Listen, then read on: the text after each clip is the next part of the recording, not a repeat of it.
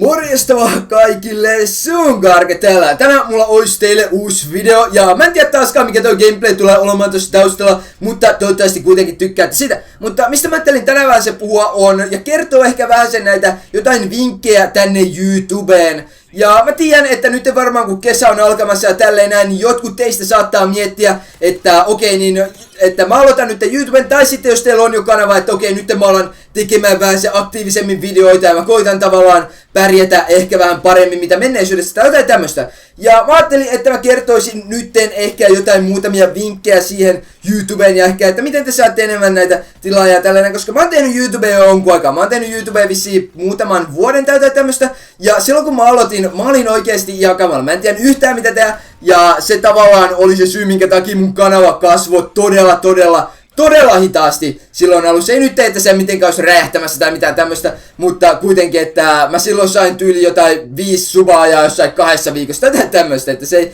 tosiaankaan mennyt mitenkään kovin hyvin. Mutta tosiaan, niin ensimmäinen vinkki, mikä mulla on, minkä te olette varmaan jo kuullut joiltakin, on, että olkaa yhteistyössä muiden YouTubettajien kanssa. Mieluiten semmoisten, kenen kontentti on saman tyylistä. Että sanotaan, että te teette jotain kodivideoita, niin silloin te yleensä haluatte olla jonkun kodi-YouTubettajan kanssa. Joku semmoisen, kuka tekee myös niitä kodivideoita, että te olette tavallaan yhteistyössä sen kanssa. Että jos se tekee jotain Minecraft-videoita, niin se teidän yleisö, tai niinku niiden kahden kanavan yleisö on vähän tilannut eri syistä ja tällainen, että ne tykkää eri asioista. Että koittakaa olla semmoisen samantyyppisten kanavien kanssa yhteistyössä. Ja se on justiinsa vaikka, että tykkää toistenne videoista, kommentoi. Ne tykkäykset ja kommentit, en tee mitenkään ihan älyttömän paljon. Mutta kuitenkin, että ajan kanssa, jos teillä on semmonen joku ryhmä, vaikka joku 5 tyypin ryhmä, jossa te tavallaan jaatte niitä tykkäyksiä ja tällainen, niin se voi sitten auttaa vähän se. Mutta parempi keino vielä on, että te teette jotakin dual-kommentaria, annatte toisilleen vähän se shoutout ja mainitsette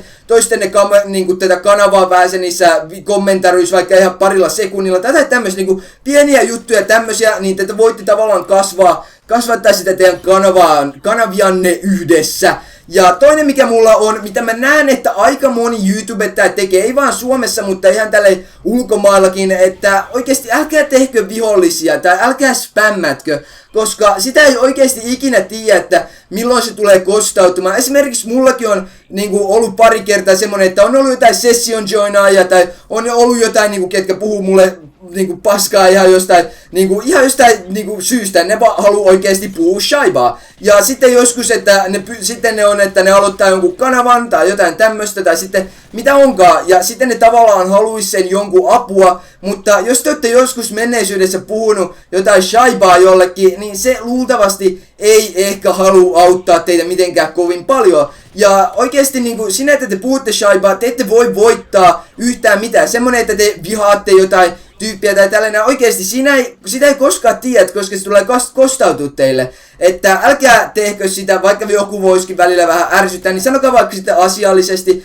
tai jotain tämmöstä. Ja mä myönnän, mä oon tehnyt joskus niinku pari tämmöstä virhettä, että mä oon vähän niinku sanonut ilkeästi tai jotain tämmöstä. Mutta yleensä kuitenkin, että jos tavallaan kysyy jostain niinku esimerkiksi silloin kun mä lähdin tosta OPsta ja Doomista ja tälleen, mä lähdin kaikkien kanssa hyvissä väleissä. Ja se tavallaan mahdollisti sen, että mä sain tulla takaisin Doomiin ja tälleen, että sitä ei oikeesti ikinä tiedä, että koska se saattaa kostautua, jos te olette ilkeitä jollekin. Ja toinen on, että tehkää semmosia videoita, joita te itse haluaisitte katsoa. Et jos te olette silleen, että te teette jonkun videon ja sitten te katsotte sitä tavallaan siinä editointivaiheessa uudelleen ja sitten te olette, että mä en kyllä haluaisi ikinä katsoa tämmöistä videoa, niin tehkää se video uudelleen, tehkää se kommentari uudelleen, koska te ette halua pistää jotain huonoa laatua sinne teidän kanavalle, koska sitä ei ikinä tiedä, että se huono video tavallaan saattaa olla se ensimmäinen video sille uudelle mahdolliselle tilaajalle, että koittakaa tavallaan panostaa niin teidän kaikkiin videoihin, ja nykyään te ehdottomasti tarvitte tuon HD-laadun, ja muutenkin, että se teidän mikki ei ole mikään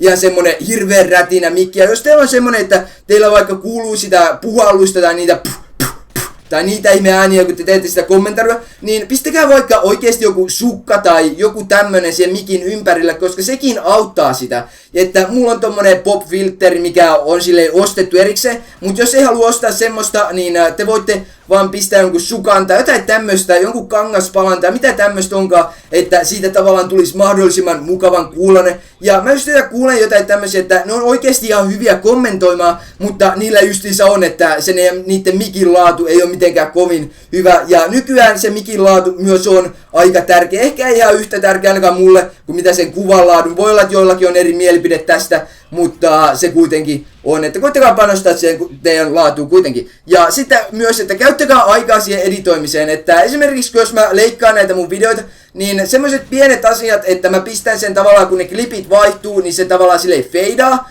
Ja sitten mä disablaan ton resampleen. Mä saatan joskus tehdä tämmösen vähän mun Sony Vegas näistä asetuksista, kun videoista haluatte. Mutta kuitenkin silleen, että käyttäkää vähän se aikaa siihen editoimiseen. Koittakaa näyttää ne, vaikka jos teet joku gameplay-kanavaksi tulossa, niin näyttäkää ne kaikista mielenkiintoisemmat paikat siinä. Ja kattokaa se gameplay vielä, että te just näytätte niitä striikkejä tällainen, koska kukaan ei halua, että te näytätte pelkkiä niitä, kun te kuolette tai tämmöstä.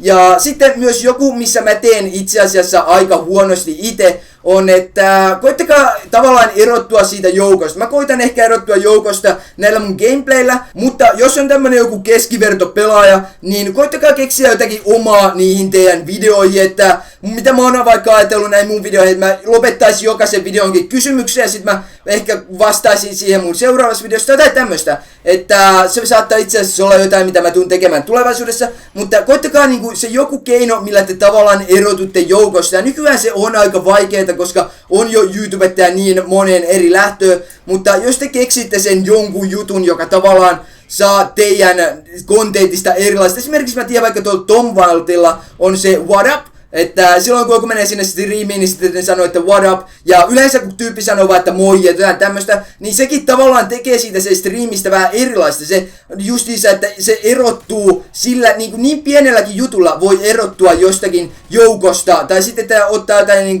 vaikka facecamilla, että tekee jotain kommentaruja, ja normaalisti, mutta siinä on vaikka toi facecam, tai jotain tämmöstä, että koittakaa vaan erottua joukosta, ja se luultavasti kyllä tulee sitten auttamaan teitä pidemmässä juoksussa. Ja sitten toinen juttu myös, että muistakaa ottaa toi kritiikki vastaan, että jos joku kritiikki tai sanoo teidän videoita, että ei ole ehkä ihan täysin positiivista se feedbacki, niin koittakaa saada siitä jotakin irti. Ja mä tiedän, että okei, jos sanoo jotain, että tää video on paskaa, niin okei, siitä ei voi saada oikeasti mitään irti. Mutta jos joku oikeasti antaa teille rakentavaa kritiikkiä ja ehdottaa vaikka jotain, että miten te voitte parantaa tai jotain tämmöstä, niin ottakaa se vastaan, koska kukaan ei ole täydellinen ja kaikilla on vielä mitään, kaikki pystyy vielä parantumaan, että kaikilla on vielä paljon parannettavaa, toisen sana oli.